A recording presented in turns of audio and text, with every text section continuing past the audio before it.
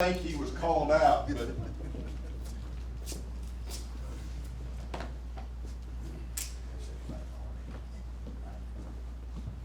If you guys would just introduce yourself, tell us about your fire departments, and then anything else you might have to say. You start with. All right, Paul Dutcher from Perryton. We are a paid department, but we're also volunteer. We're a combination department, classified as a combination department. So we have 11 full-time firefighters, so we typically have 4 firefighters on every day. But we also run EMS, so a lot of our time is taken up by EMS stuff, so we can't rely on our paid guys all the time for fires. So our combination, our volunteer guys, we have about 18 of those guys that are volunteers. So we utilize a little bit of our community and our resources from the community also. So I've been in the fire service for about 30 years, and I've been 18 years as the chief in Perryton. So some of the things that I'll comment on, some of the things that we've seen a little bit of today. In March of 2006, we had really never heard of the Texas Forest Service. Okay, so from 2006 until now, the Forest Service has made a presence. The Forest Service used to be in Piney Woods, East Texas, and they were kind of pretty much limited to that area, and they weren't known in these parts of the country. So their addition here has been a great asset to fire departments helping out, and a lot of times it may be with the after the fire, these guys are the ones that are out there for 2 or 3 days afterwards, mopping up, cleaning up, making sure we don't have any rekindles out there. So that's a little different. National Weather Service, these guys, they've come a long ways in the last few years in their forecasting and what they're doing. Probably prior to 2010, 2011, in that area, I don't ever remember us in this area really having a red flag warning. That wasn't one of those things that our weather service put out. But since that time, we're starting to see those guys working with those to warn us and let us know that the potential is going to be there on a given day. So that's come a long ways. I'll let these guys talk a little bit. There you go. I don't know why I decided to pass it this way, but I'd like to thank everybody for putting this deal on, because the education side of this is what's going to save lives, and it's huge. You don't understand until you see these young lives that we lose. Here in Canadian, we had a young man going back toward his house, to his home. He was not educated well enough to understand how dangerous this stuff is. Gray County lost 2 young lives over there. My son was in classes with one of the girl that was actually perished in that deal. They said, man, they was riding for the brand. They was out getting cattle.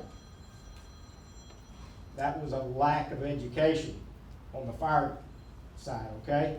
Because most people don't understand that this fire coming at you, these wildfires, are no different than a tornado. How many people in this room are going to evacuate when you've got a tornado coming at you? Okay? That's me. I'm going to crawl in a hole somewhere. Everybody understands that is a very important deal. We've got a tornado coming. We're going to evacuate out of its path. And it's not something we can be scared of, but it's called respect. And I can tell you, in 2006, I garnered a whole new respect for fire. You'll see it come across some stuff that's got very little more vegetation than what's right here on this floor. And it'll come across there. You're running 6 to 9% humidity, 60 plus mile an hour wind. I seen it go across hay grazer patches. For you farmers out there, you understand what hay grazer is. They'd already bail that stuff off. It's not got much fuel load there. You think, I've got a fire break.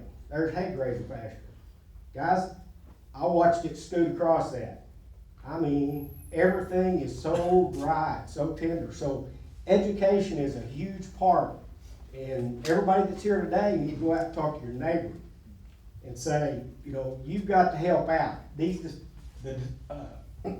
Excuse me, the defensible spaces around these homes is huge. You let everything burn right up to the side of your house, and guess what? These guys, that might be something that they can't afford to leave 3 fire trucks at your home to defend that, okay? Because you didn't help prepare for what's coming at you. Something the Forest Service talked about a while ago. We see the big head fire. You bet. These fires are like a snake. If you're gonna kill that dude, you've got to shut it down. You've got to cut his head off, okay? We've lost homes on the side spread, okay? Those flanks out there, they're gonna consume not near the rate. So we've had homes that had leaves that was up, and typically it's on an outbuilding. We've got our house pretty good shape, but we've got a small outbuilding, and you let it get grown up, it starts, and it's a domino effect. And we go back later on and we thought, man, this property was fine when we came by here. There was very little fuel load, but the outbuilding caught. And guess what happened? Those embers ended up burning the house, and we felt horrible because we thought this was a safe area. We moved on. So education is key. The Forest Service, the Ready, Set, Go program, we're gonna try to do this in Wheeler County. The more of this we get out there, like I say, take this to your neighbors. Very important program. Life safety is number one, and I'm looking out for me first, and then you guys, because I can't help anybody if my life's not covered first. So this is huge. Like I say, think about it just like a tornado.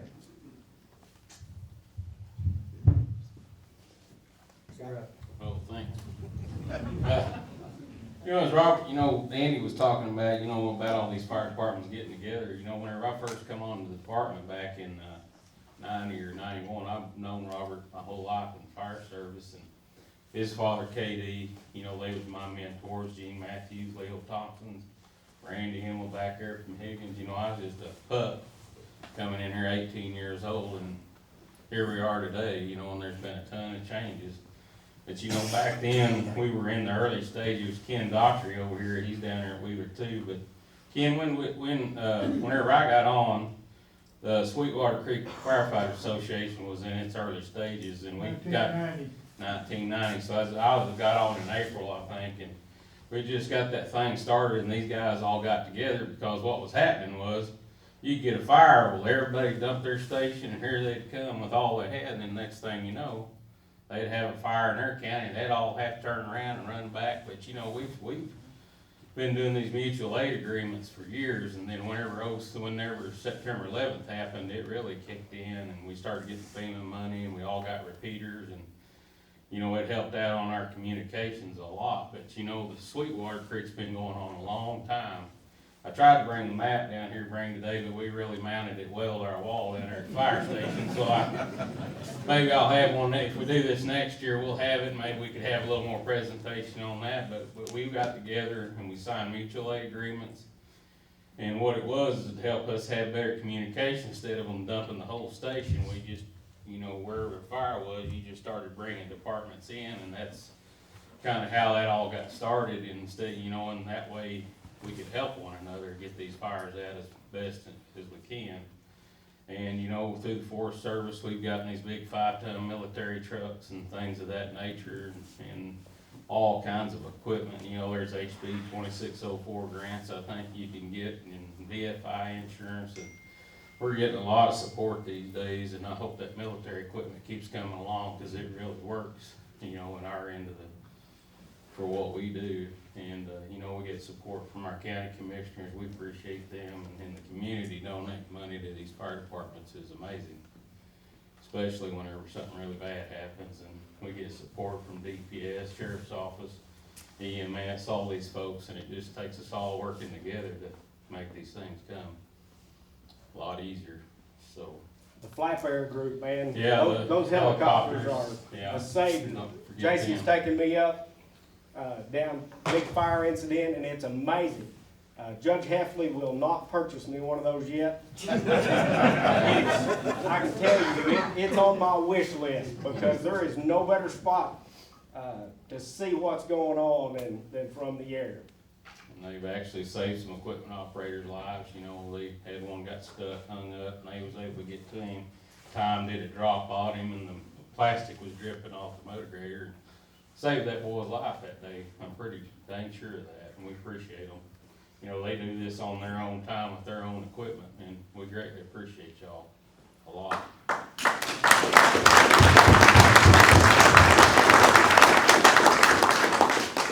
You know, in the county boys who come out and bring us water and motor graders and stuff, you know, we're getting educated on that. And I know sometimes landowners don't like to see that equipment come, but whenever we're having outbreaks behind us, you know, we've been educating them, you know, you don't have to cut a big old deep ditch to stop a fire. We just need you to get in there a little bit, cut that little bit of that vegetation, bring it in, and, you know, and that helps out a lot. You know, we don't want them out there fighting a fire aggressively like we have in the past. You know, we need to get them behind us and help us, and, you know, and because we don't want it happening what happened to a gentleman down in Wheeler County a few years ago. We don't want that happening anymore, so. But, you know, it takes us all to make this little world go around we have around here. So. And I think Sweetwater Creek, how many counties? 11 counties, basically the whole half of Texas Panhandle. We did have a few in Oklahoma. Even in Oklahoma, we still do. You know, and Beckham, Roger Mills.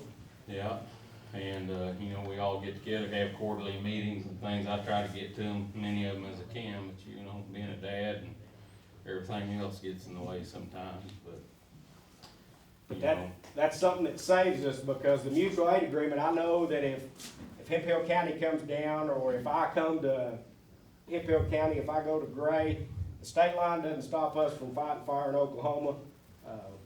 Wherever we go, we've already got those mutual aid agreements signed, so those documents, we've already got a game plan. Our communication systems has helped tremendously. That's part of what started the Sweetwater Creek group, is the lack of communication. So we've got repeaters, some of the tires around, so we can talk.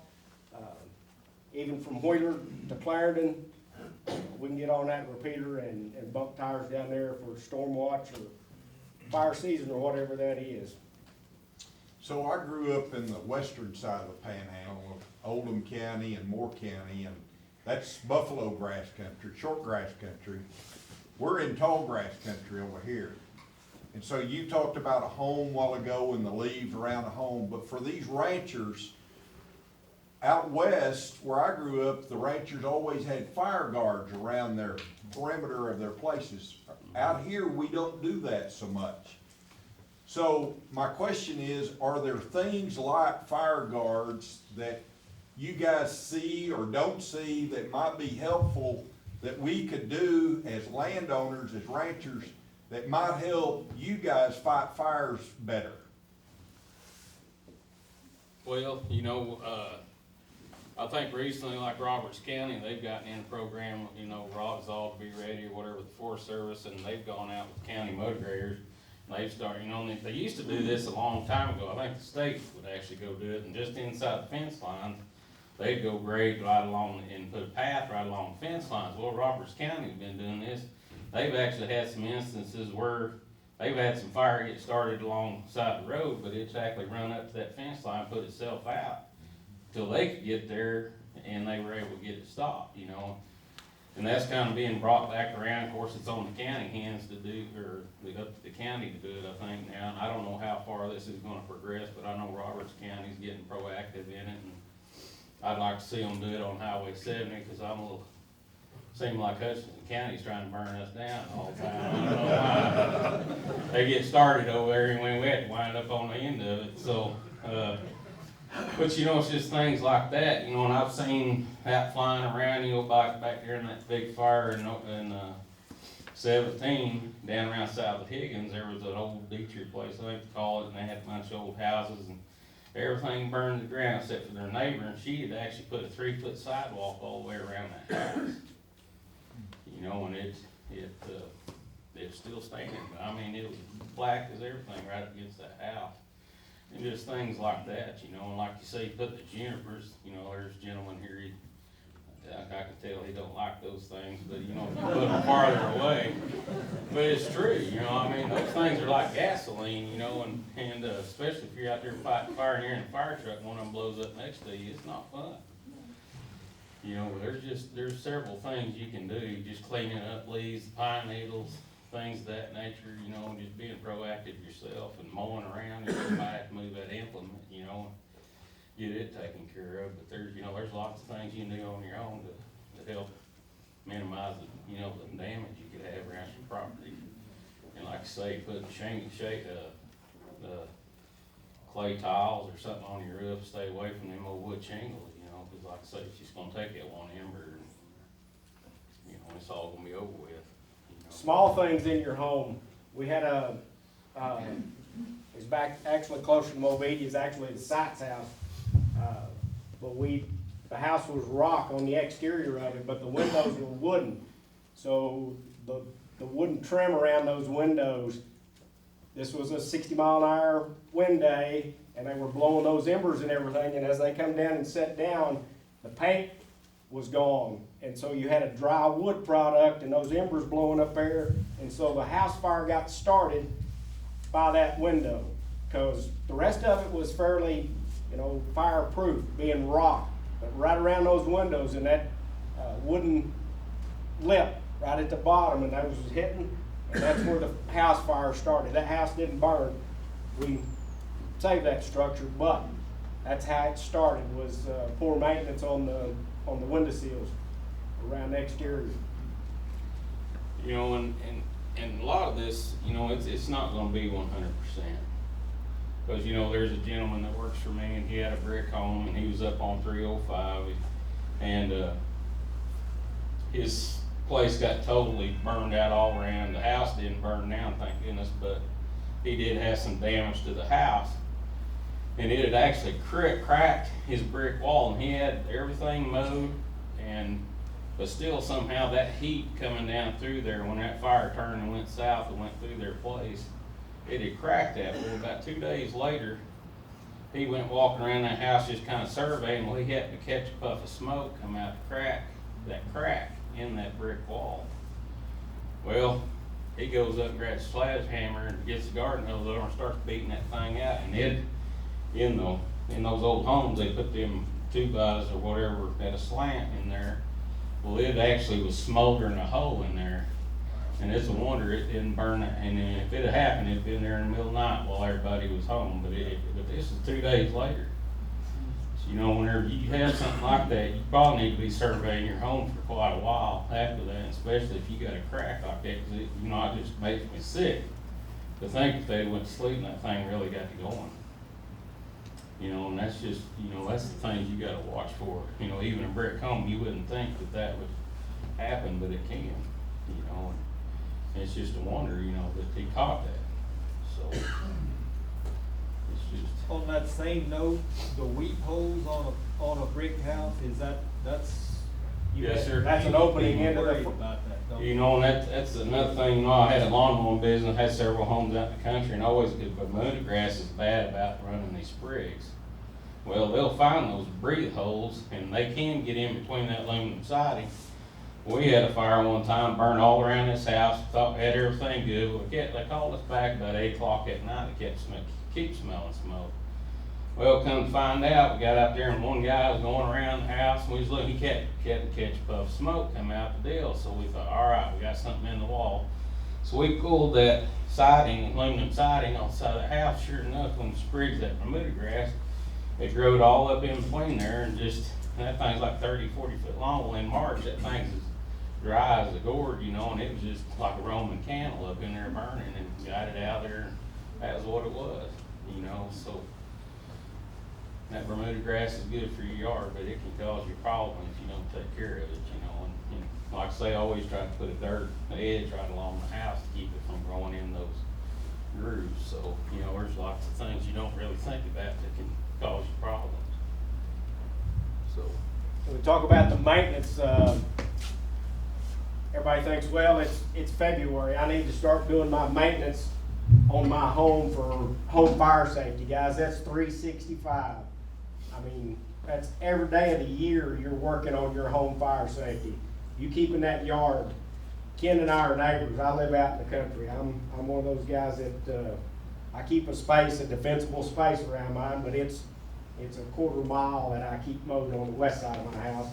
And I do that usually 3 times through the summertime. If it gets over a foot tall, I don't care if it's green, I keep that dude mowed down, because if we go out there, I don't want that big flame burning up against the side of my house. And that's, like I say, you can't wait, say January, and I'm gonna start doing my cleanup for the fire season that's coming in March. We're in fire season right now. We've all seen that it doesn't always have to happen in March. We've had some horrible fires in the March timeframe, February. So these high fire days, and you know, the predictability, I've got the National Weather Service on speed dial, but of course, at my disposal, I let Ken take care of a lot of the weather forecasting stuff, and I can usually call the fire department, and he can tell me. We've also got weather sites around. I can jump on my phone. The other day when we had units up here helping with the Hemphill fire, I was already looking at my weather site in Perryton to see what the wind speeds were there and what the wind direction was. Because I want to know when that, you better start shoring up that one flank of that fire. We're fixing to catch a 30 and 40 mile an hour north wind, and it's fixing to push it right into Canadian. And so that's what these guys are looking at, and the Weather Service has done a great job. And just like our red flag alerts 10 years ago, never seen that. It's much more out there, and like I say, that's part of the Weather Service getting that done for us. So one of the things that I wanted to ask you about, and keep going back to ranchers, because it's our ranchers that are losing all this country. And Yeah. we had one rancher out here northeast of town in 17 that lost 800 mother cows, one rancher. I mean, that just boggles my mind, how they survive financially over that kind of a loss.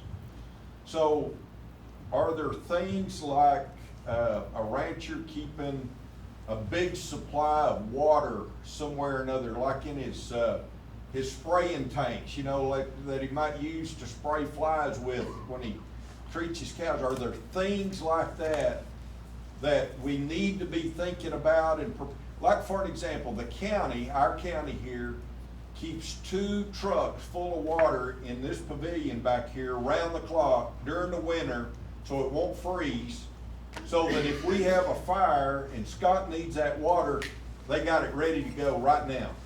So are there little things like that ranchers can be thinking about around their homesteads that might be helpful from y'all's point of view, that they need to be thinking about that maybe we're not?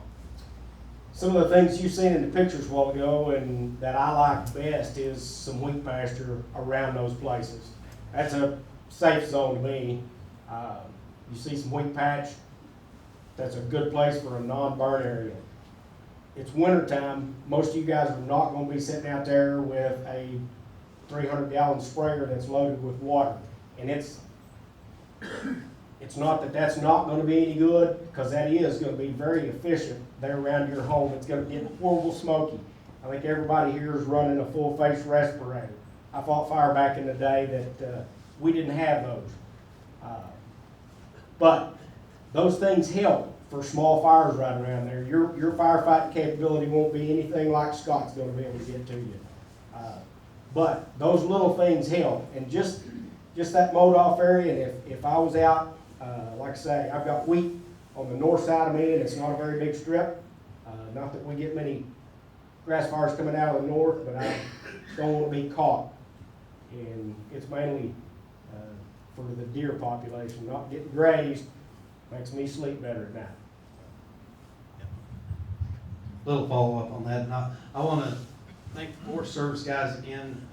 That program they've got started over around Miami right now, and that's a lot of what that is. They're putting grade lines in. they're planting some green vegetation, something that's green this time of year, so that's the kind of stuff these guys are working on right now. If you're a rancher, you need to be plugging into these guys, getting that information. I don't think it's limited to Roberts County, or it won't be limited to Roberts County for very long, so once that stuff starts moving around, get in touch with these guys, find out what that program consists of, and get on the list to get some of those fire breaks and some of that stuff put in around your critical infrastructure and stuff like that. I did have a couple of other things that I wanted to say specifically on how landowners can help and the things that can help us out when we're out on a fire. One of them is the stay out of the path of the fire. We talked a little bit about that, some of the pictures today. When you're asked to evacuate, go ahead and take that warning seriously. Go ahead and evacuate, get out of the way. But also remember that it's your property, it's your land. You know the way around that property. This may be the first time we've ever been on that property as firefighters. And if you can guide us around that property, keep us out of the draws, out of the gullies, that kind of thing, make contact with the fire chiefs and say, hey, I can help you get to spot B over here. And that's what we ran into 5 or 6 weeks ago up here north of town.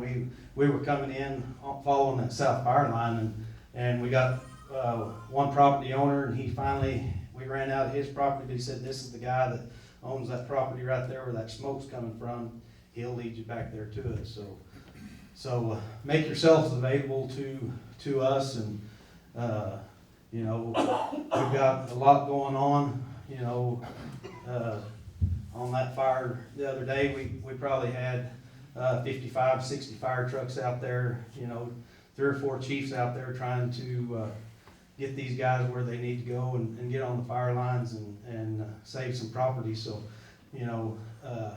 make that contact, let us know where you're at, and if we can help you, we'll get trucks that way. So, don't be afraid to, if we're short with you, that may be not anything personal or anything like that.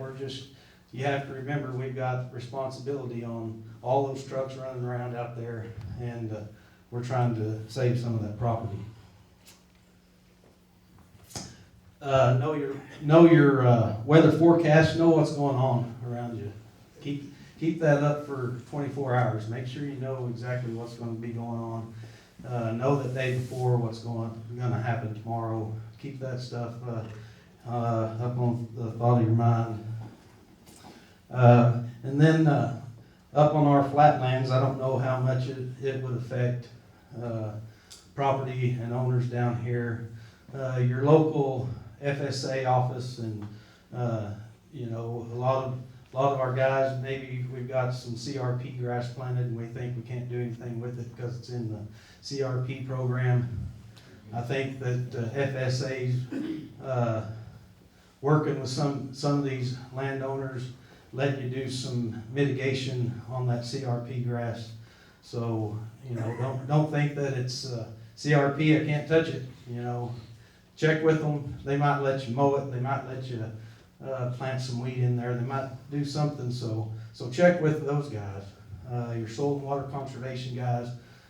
Keep those in the back of your mind. They may be able to help you out too. So that's about what I got. Paul, one thing about as ranchers, you know where the gates are, because as a fire, I cut a fence one time, and 50 yards down there was a gate I didn't even know anything about. Right. Because it was so You smoky. probably couldn't see it. You That's the couldn't see it deal. was smoky. Yes. Right, and sometimes, your ranchers, we keep our gates locked, or we have locks on our gates. If there's a fire coming through, go by and unlock your gates, make that access, it may not be that the fire's burning on your property, but we may need to access the fire through your property. So if there's a fire around and you've got gates on, locks on your gates, go ahead and run around and get those unlocked, make that access for us. you spoke about, full-face respirators as a rancher or a landowner. Is there some kind of device that we could have on hand as far as maybe just a filter or something that would help with the smoke if we are trying to battle something around the house? That is exactly what we're running. It's just a cartridge, organic cartridge with a pre-filter, cotton pre-filters on those, and that's something a little over $100, I think now. $110.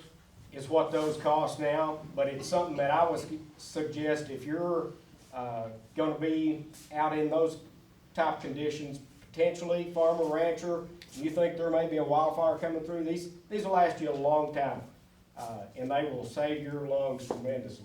That's the organic cartridge, you said? Yes, Yeah, and if you need help, you know, we can get you contact information for people that sell those, that's not a big deal, and you can buy them, individuals can buy them. With the ones with the shields, with the cartridges and the shields, cause if you don't have those with the shields on, you get smoke in your eyes, you can't Yes. see. these are full I face. know it, yeah. They look just like something we put on with the Scott Air Pack, except they're just cartridges, so you don't have to have any type of high pressure breathing air for those. Also, as a precaution, the ranch I work at, we have a huge water well pump for firefighters. Or should we contact our local fire departments to tell them that that's there? Let us know where that's Yes. at, be there. You bet, let them know that's there, make sure that they know that there's, Water source. the water source, and we've got connections. Make sure, check with your local department.